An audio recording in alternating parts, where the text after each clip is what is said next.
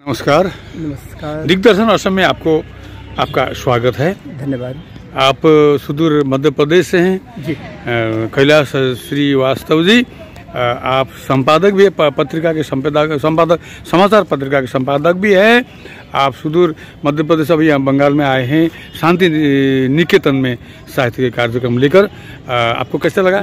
मैं दरअसल रविन्द्रनाथ टैगोर का जो कर्मस्थली है शांति निकेतन, इससे मैं वाकिफ रहा हूँ और मैं अपना एक सौभाग्य मानता हूँ कि मैं उनकी कर्मभूमि में यहाँ जो उनकी शिक्षा की एक प्रेरणा स्थली है पूरी दुनिया के लिए जरूर, और एक ऐसे व्यक्ति जिनको साहित्य में दुनिया में पहला भारत के व्यक्ति को पहला नोबेल पुरस्कार साहित्य में मिला, तो मेरी बहुत उत्सुकता थी यहाँ आने की और यहाँ आकर मैं बहुत प्रसन्न हूँ साहित्यकारों के बीच में अपनी मौजूदगी पाकर। बाकी आप एक संपादक के रूप में, एक साहित्यकार के रूप में अभी माने जाते हैं।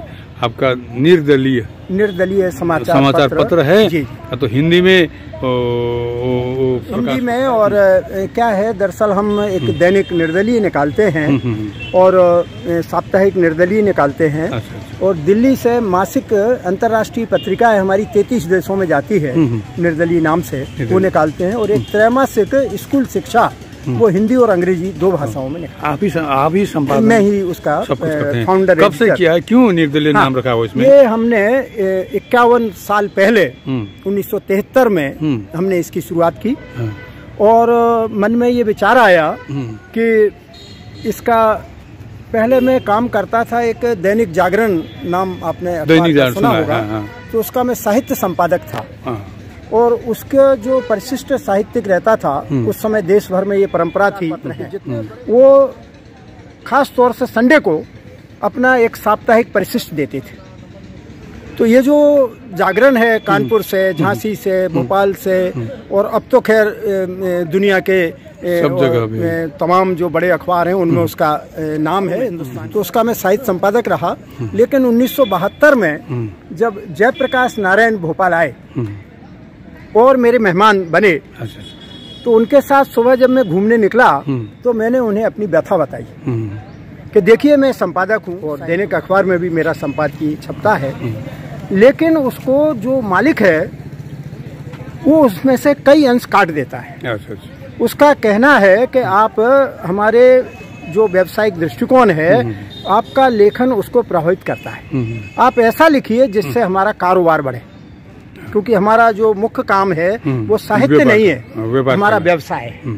और मेरा था, मेरे लिए साहित्य प्रमुख, व्यवसाय बाद में। तो जयप्रकाश जी को जब मैंने अपनी व्यथा बताई और कहा कि मैं खुद अब एक पत्र निकालना चाहता हूँ, तो उसका नाम मुझे समझ में नहीं आया। जयप्रकाश जी ने एक बात कही कि भाई अभी मैं काठमांडू से लौटा हूँ और वहाँ जो राष्ट्रीय कांग्रेस पार्टी है उसके लोग मुझसे मिले और मेरी बात सुनी, तो मैंने उनसे कहा, नेपाल के लोगों से, कि भाई आप लोग किस तरह का यहाँ राजतंत्र की जगह कैसा तंत्र, तो उन लोगों का एक स्वर से जवाब था कि हम यहाँ भारत जैसा लोकतंत्र चाहते हैं। जयप्रकाश जी ने बताया कि भाई मैंने कहा कि भारत जैसा लोकतंत्र की कामना मत करिए, क्योंकि भारत के लोकतंत्र में तमाम कमियां हैं और उन कमियों को भी आप लाएंगे। तो उन्होंने कहा भाई क्या कमियां हैं? भारत का लोकतंत्र ऐसा है कि जिसमें जैसे 100 करोड़ आबादी और उसमें एक 40 करोड़ वोटर है और 40 करोड़ में 4 करोड़ ने एक पार्टी को वोट दिया और बाकी पार्टियों को, किसी को 3 करोड़, 2 करोड़, 1 करोड़, किसी को कुछ मिला, तो उसमें जो सबसे बड़ा दल है उसको राज करने का मौका 5 साल के लिए मिलता है। और मैं जिस तरह का लोकतंत्र चाहता हूँ उसमें जितने भी दल शामिल हुए या निर्दलीय लोग शामिल हुए और अगर वो सत्ता में आना है उनको, इसके लिए उससे नकार दिए जाएं, तो इसलिए जितने भी सांसद चुने जाएं उन सबको शासन चलाने, इस तरह का, यानी सर्वदलीय लोकतंत्र होना चाहिए, ये उन्होंने भावना व्यक्त की। तो मैंने कहा कि मुझे अब समझ में आ गया, मैं इसका नाम निर्दलीय अगर आवेदन करूं। हाँ, उन्होंने मेरी पीठ पर हाथ रखा और बोले ठीक है, आवेदन कर दो, मिल जाए तो बहुत अच्छा है। और सौभाग्य से वो नाम मुझे 1972 मिला अब और तक चल रहा है। 1973 से हम निर्दलीय प्रकाशन। बहुत अच्छा काम किया आपने। तो आप संपादक है, बहुत सारे पत्रिका आप संपादन करते हैं, एक साहित्यकार भी है, आपका कलम से बहुत कुछ निकले हुए हैं, इस बारे में बताइए क्या? हाँ, मैं तो दरअसल वकील था। अच्छा, वकालत करता है। अच्छा। वकालत छोड़कर मैं प्रकाशन के क्षेत्र में आया, क्योंकि वकालत में मुझे लगा कि भले ही स्वाधीनता आंदोलन में वकीलों की सबसे बड़ी भूमिका है, साहित्यकारों की और वकीलों की, लेकिन वकालत के धंधे में मेरा ये अनुभव है 2-3 साल का कि इसमें झूठ, यानी कोई हत्या करके आया है तो मैं कहूँगा कि ये अगर तूने बोल दिया कि मैं हत्या करके आया हूँ तो फिर बचेगा ही नहीं बचेगा। हाँ, तो मैं वकील हूँ तो मुझे तुझे बचाना है, तो मैं जैसा कहूँ वैसा बोलेगा। यानी झूठ कहे तो झूठ, उसको बचा के पैसा कमाना है। वकील चाहे तो सच को सच निकाल सकता है, ज्यादातर करता है कि सच को झूठ से सच निकला। तो देखिए, हैं। जीत गया जिसने मर्डर किया और वो बरी हो गया, तो वकील का भी नाम होता है। जी। और हर वकील ये चाहता है कि मेरा नाम हो, मेरा पैसा हो। तो इसलिए मैंने उस पेशे को छोड़ा और पत्रकारिता में प्रवेश किया। दिल्ली में एक संस्था है, Indian institute of mass communication, भारतीय जनसंचार संस्थान नाम है उसका। तो वहाँ से मैंने संपादन का पाठ्यक्रम पूरा किया। भोपाल में बहुत बड़ा माखनलाल चतुर्वेदी राष्ट्रीय पत्रकारिता विश्वविद्यालय है, ये सब बाद में बने हैं। और मैंने जब पत्रकारिता का और संपादन का पाठ्यक्रम किया, उस समय गिने चुने लोग ही थे जो कि प्रशिक्षित होकर और फिर पत्रकारिता में आए।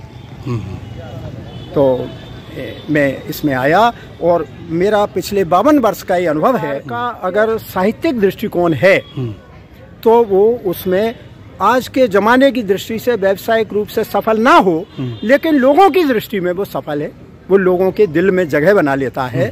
और जो व्यावसायिक पत्र पत्रिकाएं हैं वो स्थान नहीं बना पाती, पैसा तो कमाते हैं लेकिन एक जनमानस में उनकी छवि वैसी साफ सुथरी नहीं होने से वो स्थान, यानी वो लोकप्रियता अर्जित नहीं कर पाते। साहित्य जगत में आपका अवदान जरूर होना है। साहित्य में मेरा देखिए कि मैं पिछले 60 वर्षों से लिख रहा हूँ और मेरा जो लेखन है शुरुआत तो मेरी कविता से हुई।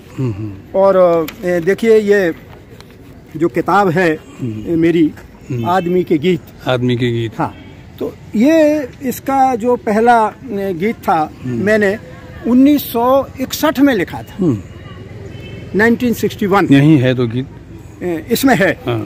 तो वो जो कविता से हाँ। और उससे मुझे इसमें पत्रकारिता में बहुत बल मिला, क्योंकि जो मैं कविता से पत्रकारिता में बल मिला, मतलब क्या हुआ?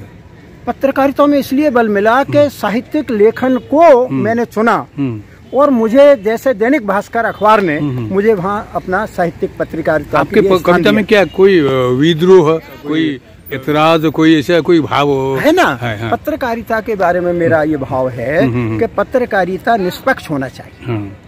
जो किसी दल विशेष से जुड़कर, संस्था विशेष से जुड़कर, व्यक्ति विशेष से जुड़कर लिखते हैं, उनका लेखन उतना प्रभावी नहीं होता, क्योंकि वो पक्ष से जुड़े हैं। हाँ। क्योंकि वो दीर्घकाल नहीं रहता है। हाँ, उस पक्ष की ही प्रशंसा करेंगे, उसमें लाख बुराइयां हों लेकिन उससे जुड़े हैं तो उसकी केवल अच्छा एक पक्ष रखेंगे।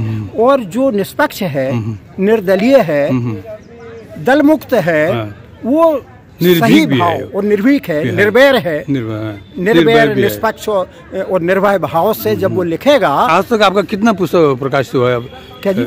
पुस्तक कितना है आपकी पुस्तकें? मेरी पुस्तकें तो 6 हैं। हाँ। लेकिन मैंने 250 पुस्तकें दूसरों की प्रकाशित की है। और जो हमारा निर्दलीय प्रकाशन है उसका ना लाभ ना हानि के आधार पर हम निकालते हैं। अच्छा। जो 250 लोगों को हमने निकाले, एक पैसा लाभ नहीं लिया, उसमें जो पारिश्रमिक बनता था हम जिनसे टाइप कराते हैं, प्रिंटिंग में देते हैं, कागज आता है, केवल उसी सहूलियत में देते हैं आप, लाभ की दृष्टि में।